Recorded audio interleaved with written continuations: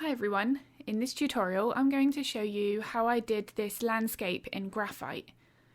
Now the first thing here is I do like to work with the elements that are further away first and then build up from there. Now in this situation, because the sky being at the furthest point of the horizon, this is where I like to begin. Now although technically the mountains are also at that furthest point as well, they are in front of the sky, so that's why I always work with the sky first. Now starting with my base layer, I'm using a thin layer of graphite powder and an eye makeup applicator. Now if the sky that I was drawing had particularly bright clouds, then I would actually allow the white of the paper to show through and I would work around those for this stage. But here I didn't really need to do that. Any of those clouds were still a lighter grey, so I'm going to be using the building up of my gradual process and potentially some erasers later on for this. But I can't stress enough, just like if I was working with the reflections in the eye of an animal, I'm allowing the white of the paper if those highlights are bright. Then I know that I've got my contrast where it needs to be right from the very beginning. Now in order to capture good contrast, it's about the balance between the highlights, the shadows and the midtones. The midtones help to capture the softness. Now when I start working with my erasers here, I'm just using a little bit of putty first of all. I'm working with building up some initial texture. I want to create a bit more of that fluffier appearance to the clouds. And then as the clouds are getting closer to the horizon, you can see that I'm moving this putty more from left to right, rather than dabbing to create more of that fluffier edge. Now one of the main reasons for this is it's going to help with the perspective. Making sure that the clouds are captured at the right shape, the right size, usually smaller on that horizon and as I say more horizontal, is going to help make that sky look like it drifts further away from the camera. This is really going to help add that correct perspective to this landscape. So once I was happy with the sky, I can then start to work more on building in the elements in front of that. Now I've switched to a small paper blending stump here. I'm still using my graphite powder and I'm focusing on my values. Now one of the other important things here is how I'm moving this paper blending stump. Now I usually like to follow the structures, in this case of the mountain, the way that the ground there is sloped. This would be the same if I was drawing fur, the way that the fur changes direction or how the feathers may be clumped in a specific way. By moving my applicator, following that at this stage, I'm already absorbing that information in my reference photo, which is more important when we work with the details. Now, one of the key aspects of building in the depth with a landscape is to notice where the elements get a little bit softer, maybe slightly more out of focus. Now, typically this of course is going to happen when that element is further away from the camera.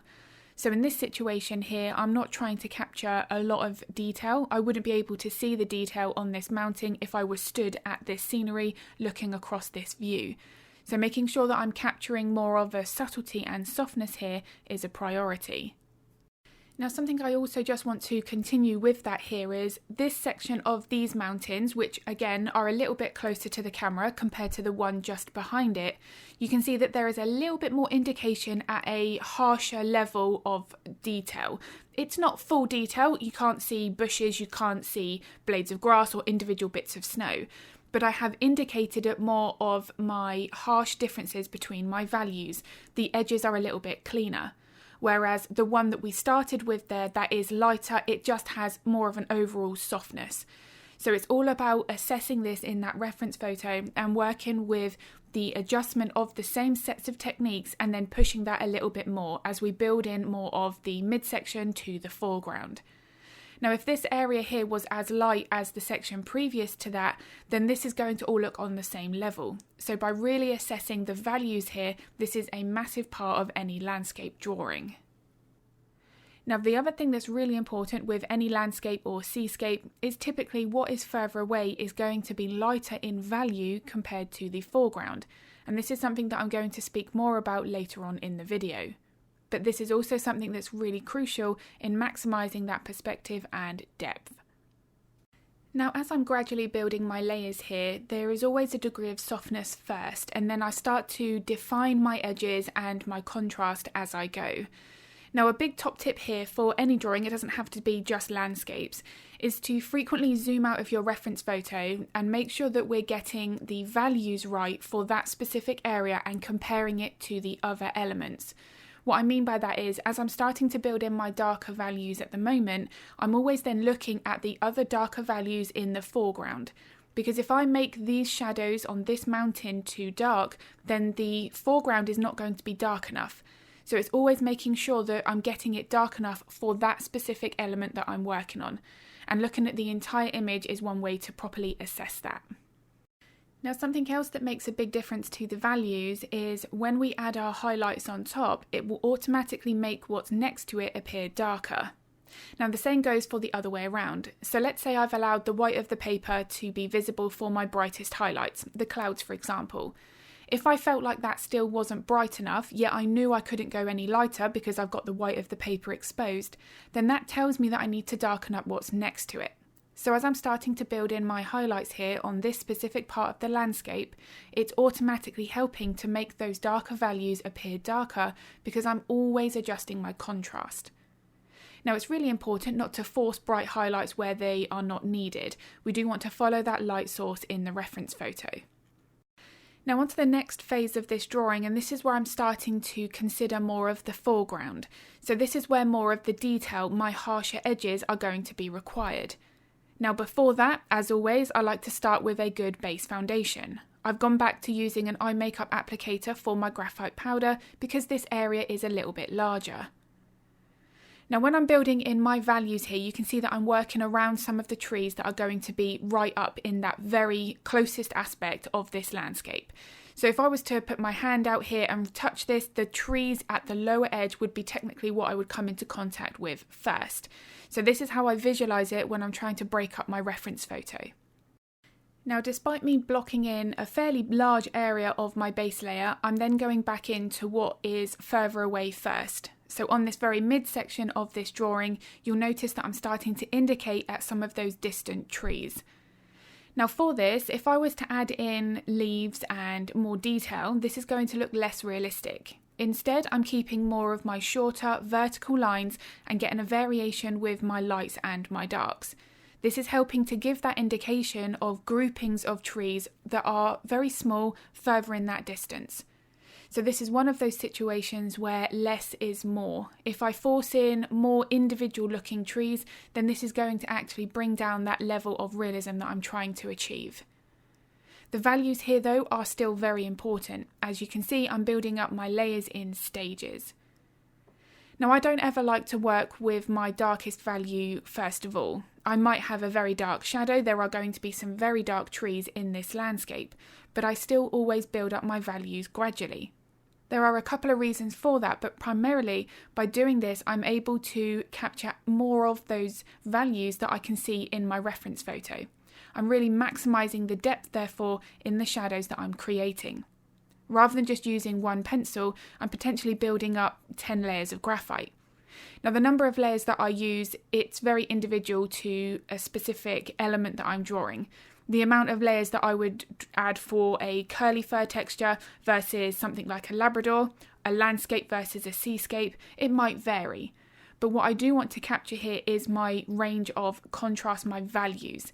And this area here is a great example of that. This is where I'm now focusing on the element of the drawing that's going to be the most detailed. These trees are the closest thing to the camera. But as you can see, I'm getting my values much darker than anything else I've captured so far. This is really going to help bring this much closer to the viewer. Now, one of the worries about using graphite and building up the values as dark as this is the fear of not being able to pull in our highlights on top. Now, I do totally understand that fear because it's something that I used to experience when I was first getting more confident with this medium. However, the one thing here that I've really learned over the years is that by building up the layers gradually like this, the erasers can lift even the darkest amount of graphite because the layers have been built up gradually in stages. If I was to just jump in with that one dark pencil, which as I said previously I don't do, but if that had have happened, that pencil is then going to be jamming that graphite into the paper far earlier on, because we have a tendency when we're using a dark pencil without building the layers in stages to use more excessive pressure. So we're flattening the tooth of the paper, which then means those erasers are going to have a much harder job to lift that graphite later on. So this is another reason why I do like to work with the many layers and build up the depth here slowly. Now when I start using my erasers, you can see that the graphite is lifting off to the point where I actually need to darken the highlights again. It removes too much of that graphite. However, this is okay. We have that flexibility with this wonderful medium that we can just simply take another pencil, more of a mid-tone, and then darken those highlights if they are too bright. Now, if building up the layers of graphite and using the erasers for these lighter highlights is something that worries you or you'd like to have more practice on, then a small landscape like this is a great project. This isn't massive, it's only 4 by 8 inches. So it's something here where we could spend a few hours just perfecting these techniques, and if we do make a mistake, as long as we don't put a hole through the paper or spill something on the paper, pretty much anything can be fixed. Now, if you are experiencing a specific problem that you're not quite sure on how to fix, then feel free to let me know in the comments below, ask any questions, and I'm more than happy to help if I can. Now, when I'm approaching the last section of a drawing, such as this corner, I'm very aware not to make sure that I'm rushing through my layering process. Now, this is one of those situations where we might find ourselves, potentially subconsciously, it's not until we realise we've got that area done maybe in 10 minutes rather than an hour, that we think, oh, maybe I've been jumping into my darkest pencil too soon. I haven't been building up my layers in the same way that I have. Now, in that situation, that lower corner, or whatever the last element is going to usually then lack the depth that the rest of the drawing has. So in this situation, it's really important to make sure that we strip back that layering process and we're using the same techniques that we have done up to this point. It would be a real shame if this lower corner brought down the rest of the entire drawing. Now, with that in mind, I'm still focusing on the placement of my lights and my darks, which in this case is isolating the main sets of trees. I'm making sure to get a variation here. Some of them are a little bit thicker, some are taller. The lighting, technically on most of this, falls on the right-hand side. That's going to follow the overall light source, which again, as I mentioned earlier on in this video, is crucial. But in some situations, there might be bounce light. Now, this is something that's not as noticeable in this reference photo, but in some situations you might also have a highlight appear on one of the trees on the left-hand side. Now, sometimes this might be caused by the tree next to it actually casting that highlight and bouncing that back over to the other side of the tree next to it. So it's not that there'll be multiple light sources for this situation, but it could just be that there is another object in that scenery that's then bouncing that light elsewhere. Now, as I approach the last few minutes of a drawing, this is where I'm looking at everything as a whole. Do I have my shadows correct? Are my highlights bright enough? That contrast here is my priority. I might need to add in a little bit more texture, more indication of those trees in that midsection. And again, my highlights, do I need to make those a little bit more brighter? Do I need to put in a few more of my midtones and break up an area, such as this here? These tiny little alterations that might only take a few seconds, they can have a big impact to the end result. So I do hope this video has been useful. If it was, I'd be very grateful if you could give it a like and a thumbs up. It makes a huge difference to my channel. I do upload a couple of videos to YouTube every week as well, so if you would like to get notified of that content, then don't forget to hit the subscribe and the bell button. If you would like to draw along to the real-time version of this landscape tutorial, then I'll link all of the information to that in the description below. If you do have any art-related questions, feel free to pop them in the comments. I'm always happy to help if I can. And I'm going to be uploading another video at the end of the week, but as always, thank you so much for watching.